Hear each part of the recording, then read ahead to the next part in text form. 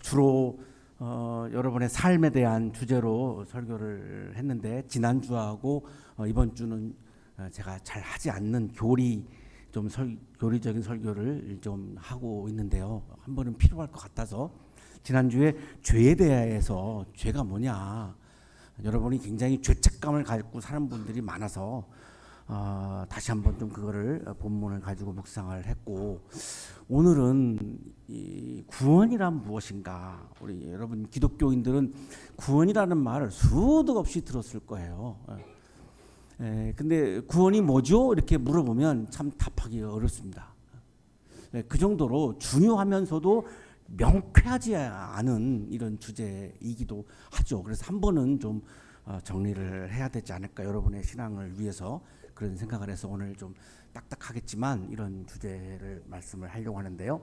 30대 젊은 목사님과 대화를 나눴습니다. 제가 물었습니다. 목사님, 구원이 무엇입니까? 이 목사님이 아무 대답을 하시지 않았습니다. 제가 또 물었습니다. 목사님은 청년들에게 구원을 무엇이라고 말씀하시죠? 또 대답을 안 하십니다. 포기하지 않고 집요하게 계속해서 물었습니다. 구원이 뭐죠? 청년들에게 구원을 뭐라고 말씀하시죠? 30분 만에 이 목사님이 간신히 대답을 하셨습니다. 한마디를 하셨습니다. 죄사함 받는 것입니다. 제가 또 물었습니다. 그럼 죄사함 받으면 어떻게 되는 거죠? 죄사함 받으면 뭐가 달라지죠? 우리 청년들의 삶에서 죄사함 받으면 뭐가 달라지는 거죠? 뭐 어떻게 되는 거죠? 어떤 변화가 생기는 거죠? 또 대답을 하시지 않습니다. 저를 무시하십니까? 이렇게 제가 물었습니다. 저보다 한참 후배되는, 한 20년 정도 후배되는 목사님 같은데요. 사람 말이 말 같지 않습니까? 왜 대답을 안 하시죠? 목사님이신데 그동안 수도 없이 구원에 대해서 설교도 하고 성경 공부도 하고 가르쳤을 텐데 왜 말을 안 하십니까? 목사님 머릿속에, 마음속에, 가슴속에 있는 거를 말씀해 보시죠. 난 지금 궁금해서 묻는 건데 뭐가 달라집니까? 말씀해 보세요. 2시간을 그날 대화를 했지만 이 목사님은 굉장히 진실하고 성실하고 실력도 있는 분이고 공부도 많이 한 분인데 결국에는 대답을 하지 못했습니다. 왜 그럴까요? 여러분 마음속으로 한번 대답해 보시죠. 신앙생활 여러분 오래 하신 분들, 특히 구원이 뭐죠? 답하기 어려우실 겁니다. 그 이유가 있습니다. 구원의 의미가, 성서에서 말씀하시는 구원의 의미가 굉장히 다양하기 때문에 한마디로 말하기가 어려운 거죠. 굉장히 다양합니다. 여러분, 사랑이 뭐죠? 라고 물으면 여러분 뭐라고 대답하시죠? 사랑이 뭐예요? 라고 물으면 참 말하기 어렵죠. 굉장히 다양하거든요. 저는 하도 그래서 어떤 분들이 사랑이 뭐예요? 라고 물으면 저는 이렇게 그냥 답을 정해놓고 있습니다. 눈물의 씨앗입니다. 이렇게. 그 옛날 유행가에 나오거든요. 눈물은 콧물의 씨앗이고, 콧물은 감기의 씨앗이고, 감기는 모든 병의 씨앗이고, 고로 사랑은 모든 병의 씨앗입니다. 사랑은 아픈 겁니다. 이렇게 그냥 딱 정해놓고 있어요. 하도 이게 곤란한 답변이니까. 이 구원도 그렇습니다. 어떤 사람들은 구원이 뭐죠? 죽어서 천당 가는 겁니다. 라고 이해하는 분들이 있죠. 그러면 그렇게 말씀하시는 분들은 다음에 질문에 대해서 답을 하셔야 됩니다. 하나님의 구원은 내가 죽은 이후에만 일어나는 사건이고 치열하게 살고 있는 현재의 삶에서는 일어날 수 없는 사건입니까? 답해야죠. 구원이 죽어서 천당 가는 거라고 이해하시는 분들은, 그러면 하나님의 구원은 내가 죽은 다음에만 작동하시고 내가 죽기 전에는 전혀 하나님의 구원은 그러면 작동하지 못하는, 효력을 갖지 못하는 그런 겁니까? 라고 하는 물음에 답을 해야죠. 하나님은 미래에만 구원하시고 현재는 구원하시지 않습니까? 하나님은 미래의 세계에만 존재하시고 치열하게 아프고 고민하고 고뇌하고 힘든 절망도 하고 눈물도 흘리고 지금 나는 그렇게 치열하게 살고 있는데, 그러면 하나님은 나는 이렇게 현재의 삶에는 전혀 개입하지 않으시고 이거 그냥 구경하시다가 내가 죽으면 그러면 나의 삶에 개입하시는 겁니까? 라고 하는 물음에 답을 해야죠. 내가 지금 힘들어 죽겠는데, 고통스러워 죽겠는데, 그럼 하나님은 나를 모른 척 하시다가 내가 딱 죽으면 그때 나타나셔가지고 그러면 나를 사랑하시는 겁니까? 라고 하는 물음에 답을 해야죠. 그러면 최종적으로 하나님의 구원을 우리가 경험하려면 그러면 그 구원을 경험하는 길은 그러면 죽음입니까? 라고 물음에 답을 해야죠. 죽지 않으면 그러면 구원은 경험할 수 없는 겁니까? 구원을 경험하는 길은 오직 그럼 죽음뿐입니까? 나보고 자살하라는 겁니까? 구원을 경험하기 위해서 답을 해야죠. 그게 답하기 어렵습니다.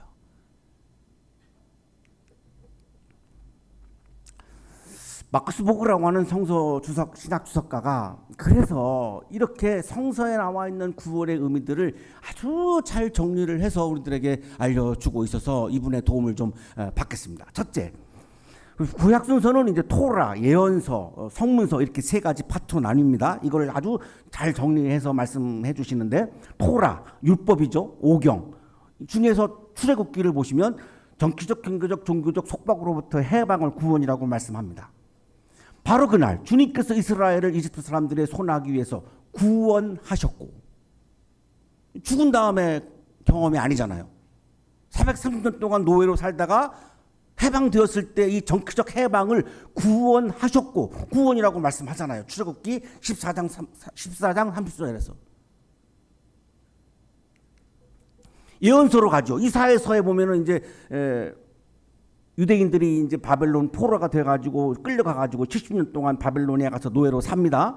그리고 70년 만에 이제 고향으로 돌아오게 되죠.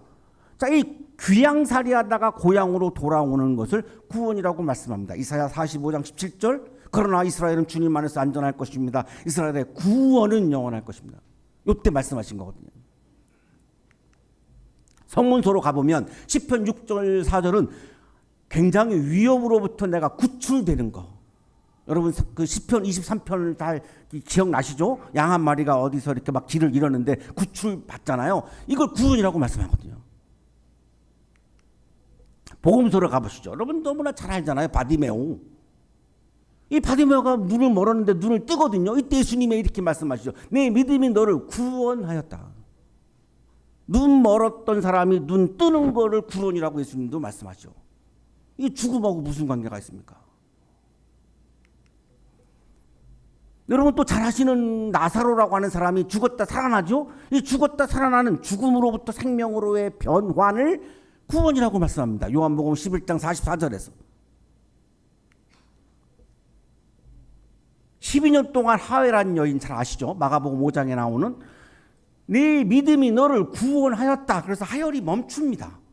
그러니까 질병으로 12년 동안 고생하던 이 여성이 건강을 회복한 장면을 구원이라고 말씀하거든요. 이거 다 현재적 구원이죠. 미래적 구원이 아니거든요. 현재적 구원이거든요. 두려움에서 확신으로 변환되는 거, 불의에서 정의로 변환되는 거, 폭력에서 평화로 변환되는 거, 수도 없이 계속해서 성서는 구원이라고 우리에게 말씀을 합니다. 이거를 한마디로 제가 그 30대 목사님한테 구원이 뭐예요? 라고 물으니까 답을 할 수가 없죠. 성서를 많이 아시는 분이기 때문에 성서학을 전공한 분이에요. 게다가 신약학을 전공한 분이에요. 이러니 이걸 한마디로 말하기가 너무 어려웠던 거죠. 그분이 잘 실력이 없어서가 아니에요. 이렇게 다양한 의미를 가지고 있거든요.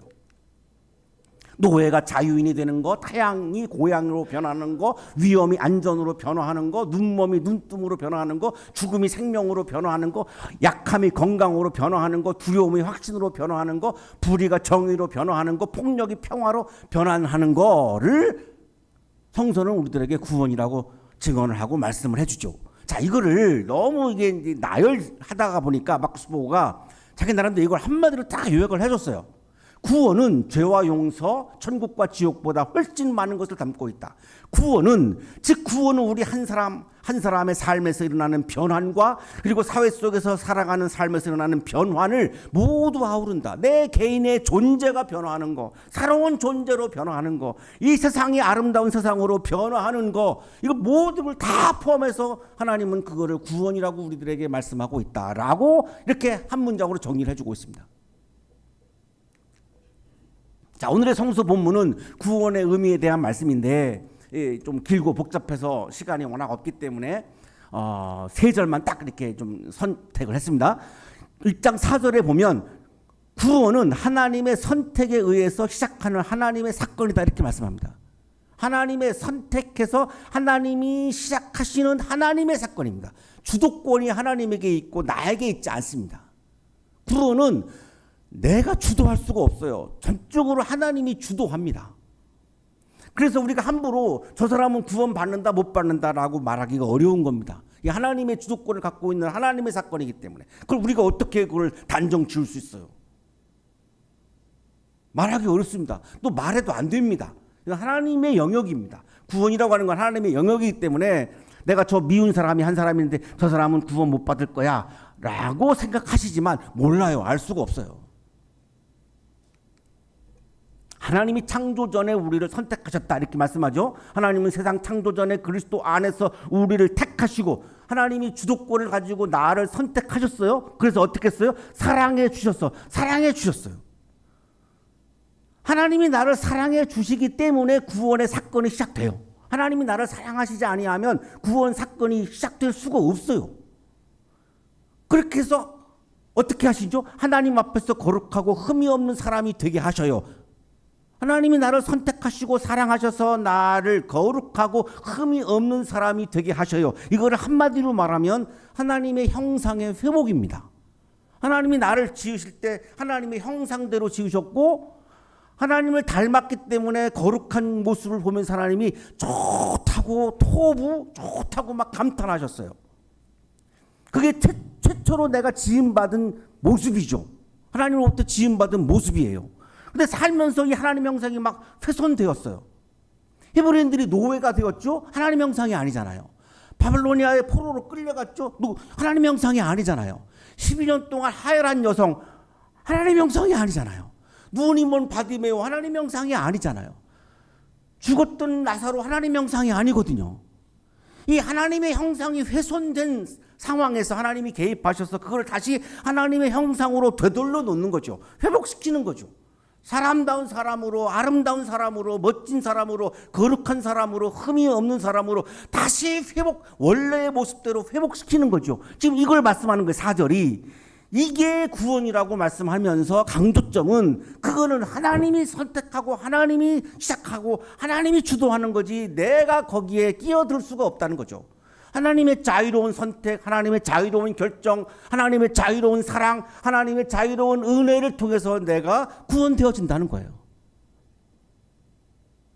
그러니 내가 여기 어떻게 내가 끼어들죠? 끼어들 수가 없어요. 하나님이 나를 선택하고 나를 왜 사랑하고 나를 그러면 왜 구원하시죠? 사람답게 살게 하시려고, 아름답게 살게 하시려고, 하나님을 닮은 존재로 노예가 안 되고 누구로부터 구속당하지 않고 자유로운 존재로 기쁘게 행복하게 복되게 그렇게 사는 거를 보고 싶어서 원래 그렇게 지으셨으니까 그렇게 보고 싶은 거예요. 지금도 하나님은 여러분이 힘들어하면 하나님 마음이 아파요. 아파서 여러분이 기뻤으면 행복했으면 참 좋았으면 기쁨이 넘쳤으면 하시는 게 하나님의 마음이에요. 그 마음 때문에 나를 선택하고 사랑하셔서 구원하시는 거예요. 이거를 지금 거룩하고 흠이 없는 사람이 되게 하셨다 지금 이렇게 말씀하는 거죠. 독일 신학자 유리가 몰트만은 그래서 이렇게 말해요. 구원은 뭐냐? 하나님의 형상을 회복하는 새로운 창조다.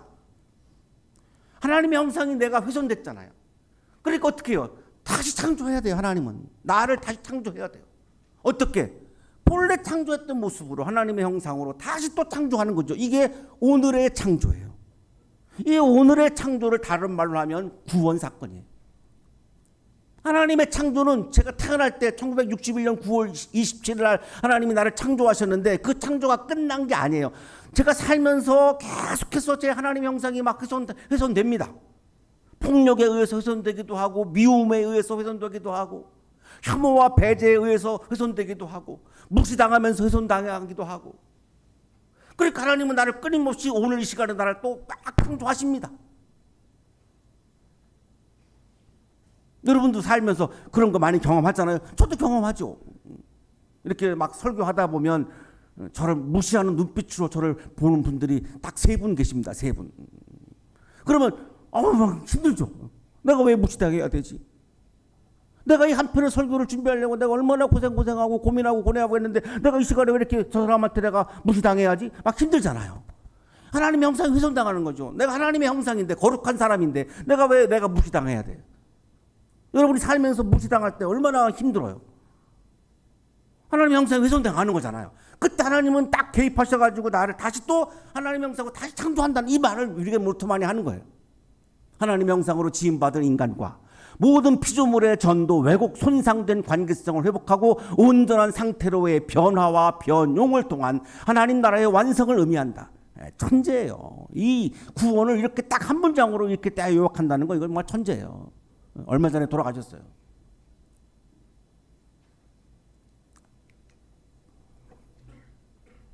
칠절에 가서 하나님 구원을 두 번째 말씀하시는데 하나님의 은혜로 주님의 피로 죄의 용서를 받는 사건이다. 이거 우리가 가장 잘 알고 있는 거죠. 이게 에베소 1장 7절에 나오는 거예요. 내가 지난주에 우리가 말씀 묵상했지만 우리가 다 죄인이잖아요. crime, 범행을 했다는 게 아니라 sin, 죄성을 가지고 있다라고 하는 거 우리가 봤잖아요. 우리 다 이기적이잖아요. 그 죄성을 내가 다 가지고 있잖아요. 근데 제가 죄인인데 내가 죄성을 가지고 있어요. sin을 가지고 있다고요. 저는 이기적이지 않나요? 저도 이기적인 거 있죠. 오 목사님 또 이기적일 때 있죠. 목사님 보실 때. 나 있는 줄 알았는데. 제 안에 누군가를 미워하는 사람이 없을까요? 있어요. 특히 어떤 사람? 남을 힘들게 하는 사람들, 남에게 피해 주는 사람들, 남에게 피해 주는 나라. 뭐 어디라고 얘기 안 하겠어요. 우리가 가까운 나라, 가까운 곳에 있는 나라. 나는 미워. 그 사람들 보면 미워요. 내 마음에 분노와 막 미움이 있어. 우리 현대사에서 우리 역사를 막 비극으로 몰아갔던 사람들 누구라고 얘기 안 하겠지만 다 아실 거예요. 나 그 사람들 생각하면 미워 죽겠어요. 미워 죽겠어요. 왜 저렇게 살지? 그러니 제 안에 죄성이 있는 거잖아요. 미워하는 건 살인이라고 그랬거든요. 예수님이. 근데 제가 여기서 어떻게 설교하죠? 면제해 준 거예요. 내 안에 있는 죄성을 하나님이 내가 예뻐서 사랑스러워서 그냥 면제해 준 거예요. 여러분 면제받을 때 얼마나 기뻐요. 여러분 여기 남학생들 지금 군면제 받는다 그러면 뭐 난리 날 거예요. 여러분 세금 면제받을 때 얼마나 기뻐요. 면세 면제받는다는 게 어마어마한 기쁨이거든요. 이 죄성을 내가 면제받는다는 그 말이에요. 이게 왜 그러면 면제해 주죠? 하나님의 사랑의 극치예요. 하나님이 나를 사랑하시기 때문에 면제해 주는 거예요, 죄를.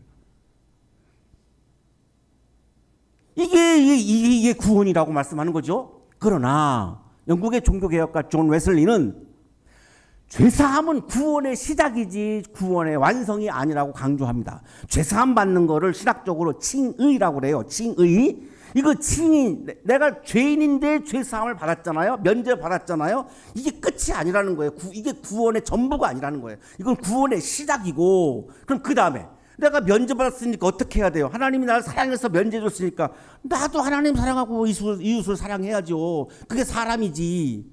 내가 죄를 면제받았는데 나는 다른 사람들을 정죄하면 그게 어떻게 사람이에요? 그래서 지난주에 연민과 포용과 사랑의 눈빛으로 살아야 된다고 우리가 묵상했잖아요. 내가 죄를 용서받았는데 내가 다른 사람을 왜 어떻게 내가 정죄합니까? 내가 죄를 면제받았는데 나도 사랑해야 되는 거지요. 그러면 심판은 누가 해요? 하나님이 하는 거죠. 죄 용서는 누가 해요? 하나님이 하는 거예요. 그건 내가 끼어들 영역이 없어요, 거기에는. 그러면 그게 뭐냐? 존 웨슬리는 그걸 성화라고 말하는 겁니다. 내가 죄 면제받았으니까 나도 하나님을 사랑하고 이웃을 사랑하면서 살아가는 거를 성화라고 말하는 거고, 그 성화가 계속하다가 보면 마지막 고울이 뭐냐? 그리스도인의 완전이라고 말해요. 그리스도의 완전은 그럼 뭐냐? 하나님 사랑과 이웃 사랑이 가득 차 있는 거다라고 말합니다. 이게 구원의 완성입니다. 내가 구원받으면 기쁘잖아요. 그럼 죄사함 받았으면 그냥 기뻐요. 근데 나는 사람을 사랑하지 않아. 하나님 사랑하지 않아. 그럼 안 기뻐요. 사랑하지 않으면 기쁘지 않습니다. 미워하면 기쁘지 않습니다. 그러니까 구원의 완성이 하나님의 완전이라고 존 웨슬리가 말하는 거는 내가 죄사함 받았으면 그 다음에 사랑을 해야 되고, 그 하나님 사랑과 이웃 사랑이 가득 차서 그리스도의 완전에 이르면 거기에 드디어 구원의 기쁨이 풍성하고 충만하고, 그때 우리는 이곳에서, 이 땅에서 하나님의 나라를 경험하게 된다. 이렇게 말하는 겁니다. 14절에 가서 이렇게 말씀하죠. 우리가 완전히 구원받을 때까지. 자, 보세요. 존 웨슬리의 말이 맞아요. 우리가 완전히 구원받을 때까지. 구원이 한순간에 완성되지 않기 때문에 이렇게 말씀하는 거예요. 죄사함 받는 거는 구원의 시작이에요. 완전히 구원받는 거는 뭐죠? 내가 그리스도에 인해 완전에 이르러서 내가 하나님 사랑하고 이웃 사랑하고 하나님의 나라에 도달한 거예요. 이게 구원의 완성이에요. 여기에 가면 말할 수 없는 기쁨이 차고 넘친다는 거죠. 그러면 세상에서 작은 어려움이 와도 얼마든지 그거 이겨낼 수 있다는 거죠. 그 기쁨으로. 이게 우리 현재의 삶에 개입하는 구원 사건입니다. 우리에게 이게 중요하죠. 미래적 구원도 중요해요. 중요하지 않다는 게 아니에요. 그러나 지금 20대를 살고 있는 여러분들이 죽은 다음에 천당 가는 게 중요해요. 지금 아직 많이 남았잖아요. 한 60년 남았어요. 60년. 60년 동안은 그럼 어떻게 살라고? 현재적 구원을 경험하며 살아야 될 거 아닙니까? 그 현재적 구원의 경험은 선의 은총, 하나님의 은총으로 시작해서 칭의, 나를 죄가 없다고 봐주시고 성화, 내가 하나님을 사랑하고 이웃을 사랑하고 그래서 그것이 가득 차서 그리스도인의 완전에 이르러서 내가 하나님의 나라를 경험하면 이 순례와 여정을 통해서 내가 하나님의 나라를 경험하면 이 땅에서도 나는 구원의 기쁨을 충만히 누리며 나는 복되게 기쁘게 하나님의 형상을 회복한 상태에서 살 수 있다 이렇게 말씀하는 거죠. 하나님은 맨 처음에 하나님 형상대로 나를 창조하셨어요. 태초의 창조죠. 그러나 이게 창조가 거기서 안 끝나요. 왜? 내가 하나님 형상에 자꾸 훼손되거든요. 폭력에 의해서, 구조적인 악에 의해서, 저의 죄에 의해서, 저의 이기적인 의심에 의해서 여러 가지 원인에 의해서 하나님의 거룩한 형상이 자꾸 훼손되잖아요. 하나님 마음이 아프니까 오늘의 창조를 계속합니다. 이게 현재적 구원이에요. 오늘도. 그리고 그 오늘의 창조가 이제 새하늘과 새 땅에서 이루어지는 새 창조를 통해서 이제 창조가 완성되죠. 이게 미래적 구원이에요. 우리가 여러분이 잘 알고 있는 죽으면 천당 간다라고 하는 그 개념이 이 미래적 구원을 말하는 거예요. 그리고 현재적 구원이 빠져 있잖아요. 그러니까 이 땅에서 우리가 구원의 기쁨을 누리지 못하고 죽어야만 그거를 느낀다 그러면 죽기 전에만 예수 믿으면 된다는 말이 돼버리기 때문에 이거 말이 안 되거든요. 구원은 단순히 죽어서 천당에 가는 것을 의미하지 않습니다. 현재적 구원, 미래적 구원을 다 포함하는 하나님의 사건입니다. 하나님의 구원 사건은 지금도 계속되고 있고 채플의 자리는 우리가 함께 모여서 하나님의 구원의 사건을 경험하는 자리입니다. 한 학기 동안 우리가 하나님의 구원 사건을 경험하기 위해서 그래서 잃어버린 기쁨을 회복하기 위해서 잃어버린 행복을 회복하기 위해서 이 자리에 우리가 한 학기 동안 모였던 거죠.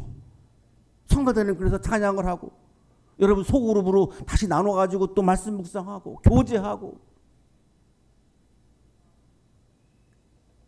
우리 이 중에 비크리스찬이 한 분이 계십니다. 여러분 계시는데 내가 말씀드리는 분이 한 분인데 전혀 기독교 신앙이 없는 분인데 궁금해서 오셨대요. 이번 학기에. 결론 너무 좋대요. 처음에 긴장했대요. 자기를 해칠까 봐. 자기 비그리스도인이라고 우리가 해칠까 봐. 너무 아쉽대요. 사랑이 뭔지를 경험했대요. 기독교인들이 말하는 사랑 그게 너무 궁금했대요. 보면 사랑이 없는 것 같은데 사람들 자꾸 사랑 얘기하니까 근데 와서 알았대요. 한 학기 지내면서 예수님의 사랑이라는 게 이런 거구나를 느꼈대요. 경험했대요.